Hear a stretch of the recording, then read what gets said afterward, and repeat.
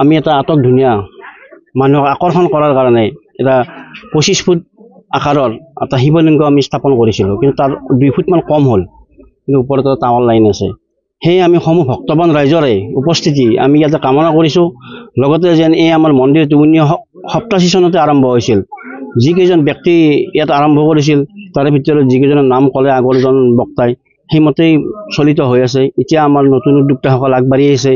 আমি ভৱিষ্যত আমি যে চৰকাৰৰ যদি কিবা অনুদানো পাওঁ আৰু আমি উন্নত কৰিম বুলি আমি আশা ৰাখিছোঁ। লগতে আমাৰ গাঁৱৰে যুৱক মানে অনুপ চালৈ তেওঁৰ বৰ্তমান নেতৃত্বত আমি এনেকুৱা তেওঁক আগবঢ়াই দিছোঁ, আৰু আমি তেওঁৰ পিছে পিছে গৈ যাতে অনুষ্ঠানটো আকৌ আমি দীঘলীয়া কৰিব পাৰোঁ, সেইভাৱে আমি সকলোৱে মানে ঐক্যবদ্ধ হৈ আমি এই মন্দিৰৰ সন্মুখতে প্ৰতিজ্ঞা কৰিছোঁ যে আমি এটা শিৱলিংগ বনাম, আৰু স্থায়ী বনাব পাৰিলেতো আমাৰ ভালেই, সকলোৰে মানে এটা আকৰ্ষণ হ'ব।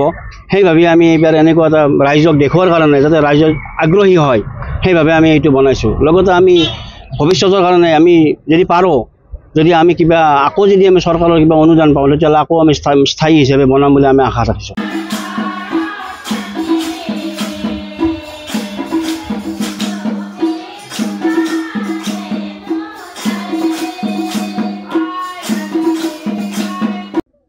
আমাৰ এই শিৱৰাত্ৰি যিটো স্থাপক আছিল দুৰ্লভ লহকৰ আছিল, তেখেত 1987 চনতে তেখেতে এই হেৰিটো শিৱ মন্দিৰটো স্থাপন কৰিছিল। ইয়াত অকল এই বিৰিণাৰ চপ আছিল, আৰু ইয়াত গৰু চৰু এনেকুৱা মৰহাবিলাক পেলাইছিল। তাৰপিছত আমিও ক'লোঁ যে ইয়াতে এটা মন্দিৰ হ'লে খুব ভাল হয়। সেই অনুপাতে তেওঁ মানুহৰ ঘৰে ঘৰে 5 টকা 10 টকা, তেতিয়া পইচাৰ অলপ কম হেৰি হয়, তেখেতে পইচাবিলাক তুলি পেলাই আমাৰ এই স্থানীয় ব্যক্তিকেইটামানক লগত লৈ পেলাই তেখেতে এই মন্দিৰটো স্থাপন কৰিলে।